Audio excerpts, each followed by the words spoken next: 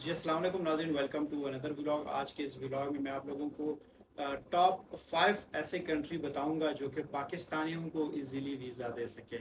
अगर आपका fresh passport है, आपके पास बैंक स्टेटमेंट कम है, आपके पास लंबी चौड़ी डॉक्यूमेंट्स नहीं है, तो आपके लिए ये वीडियो है। अगर आप 2026 में पाकिस्तान से बाहर मूव होना चाहते हैं और आप चाहते हैं कि आप बाहर जाएं, अपने लिए कुछ करें, अपने पेरेंट्स के लिए कुछ करें।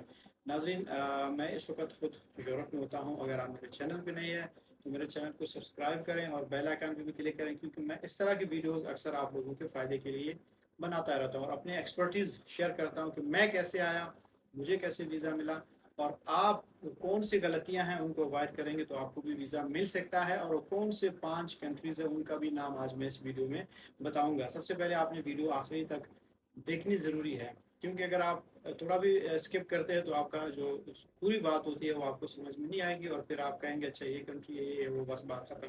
तो मैं आपको 5 ऐसे कंट्रीज बताऊंगा, अगर 2026 में हम मूव होना चाहते हैं तो आप निकल सकते हैं। जी नाज़रीन, सबसे पहले आप लोगों को मैं बता दूं कि शेंजन के किसी भी कंट्री में अगर आप जाते हैं उसके लिए आपके पास डॉक्यूमेंटेशन जो रिक्वायर्ड है, हमेशा मैं कहता हूँ एम्बेसी वीज़ा उनको देता है अगर आप उनकी रिक्वायरमेंट सही तरीके से पूरे कर सकते हैं। और दूसरी बात है कि वीज़ा उनको मिलता है जो लोग अप्लाई करते हैं। तीसरा, उनको मिलता है जो अच्छे कंसल्टेंट ढूंढते हैं। और ये सारी चीज़ें आज आपको मैं इस वीडियो में बताऊंगा। तो पहली बात यह है कि आपके पास जो डॉक्यूमेंटेशन है, बैंक स्टेटमेंट 1.5 मिलियन होनी चाहिए। आपके पास FBR की डॉक्यूमेंट्स यानी फाइलर होना आपका ज़रूरी होता है, MTN और टैक्स रिटर्न, ठीक है।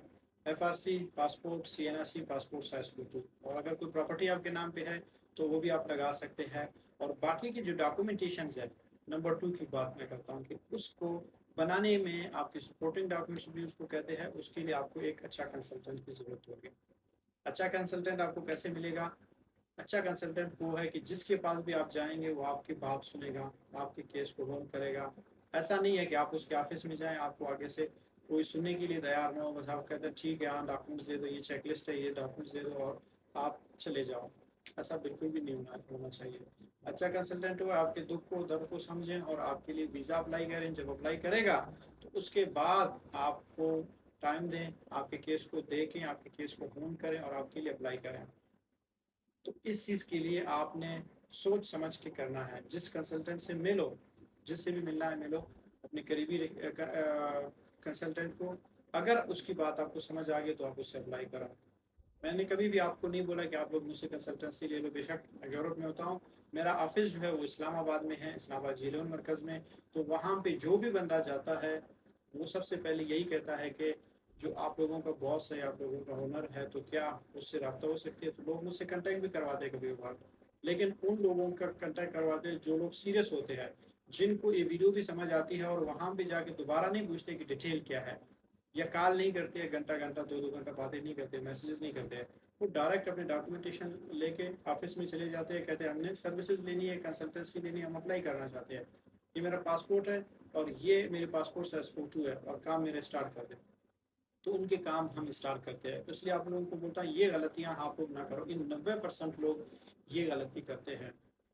और बाकी अगर मैं कहूँ कि मुझे कैसे मिला वीज़ा, वो मैंने यही सेफ फार्मूला अप्लाई किया। और 5 कंट्रीज में आपको बताने जा रहा हूँ। 5 कंट्री कौन से हैं? नंबर 1 पे हमेशा आता है स्पेन।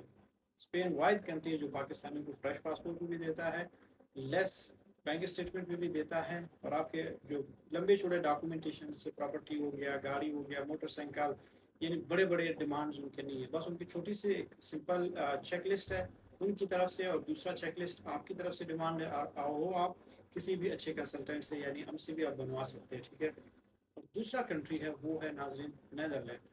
नेदरलैंड भी इस साल उसने पाकिस्तानियों को इतने वीज़े दिए कि आप लोग कह सकते हो कि पाकिस्तानियों की लॉटरी लग गई है। नंबर 3 पे आता है बेल्जियम। बेल्जियम भी बहुत ज़बरदस्त खूबसूरत कंट्री और पाकिस्तानियों को उसने कभी भी मायूस नहीं किया, ठीक है। और नंबर 4 पे है वो है ऑस्ट्रिया। ऑस्ट्रिया के हमारे माशाल्लाह बहुत ज़बरदस्त किस्म के वीज़े लगे हैं इस दफ़ा।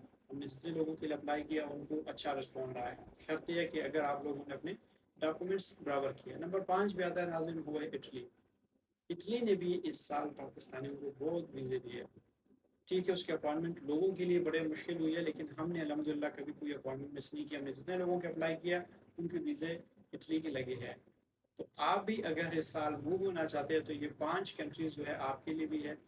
آپ کے فیملی اپنے دوستوں کو بھی بتا دیں اور آپ ان کنٹریز کے لیے ضرور اپلائی کریں. لائف میں ایک دفعہ ضرور اپلائی کریں. اگر ایک دفعہ آپ کا ریجیکٹ بھی ہوتا ہے آپ دوسری دفعہ کریں, تیسری دفعہ کریں, لیکن ایک دفعہ آپ کا قسمت ضرور لگ جاتا ہے.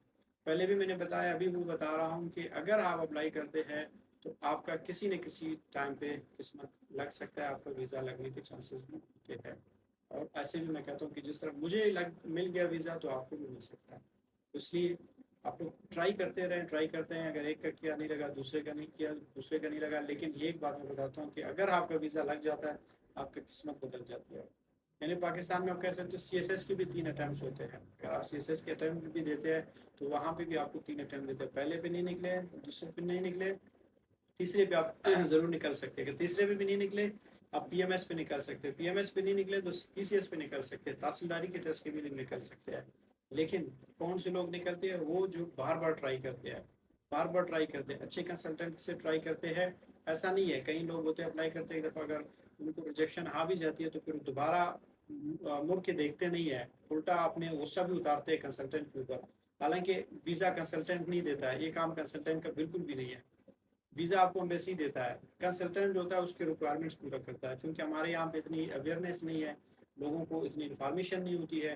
میں اکثر کوشش کرتا ہوں اپنے ویڈیوز کے توسط آپ لوگوں کو میں بتا سکوں کہ بھائی آپ لوگ اپلائی کریں. اور ویزا جو ہے امبیسی کا کام ہوتا ہے, ہمارا کام ہوتا ہے سروسز دینا, جو اپنے ایکسپرٹیز ہے اس سے آپ کو فائدہ پہنچانا, آپ کو بتانا کہ بھائی میں نے کون سے ڈاکومنٹس بنائے, آپ کون سے بناؤ گے. اگر آپ کو نہیں آتے تو ہم بنا کے دے دیتے ہیں, آپ کو ہیلپ کرتے ہیں. تو اس کے ہمارے سروسز ہوتے ہیں. ٹھیک ہے, تو اگر ویڈیو پسند آ گیا تو چینل کو سبسکرائب کریں. اس طرح کی ویڈیوز آپ لوگوں تک میں پہنچاتا رہتا ہوں. Thank you so much.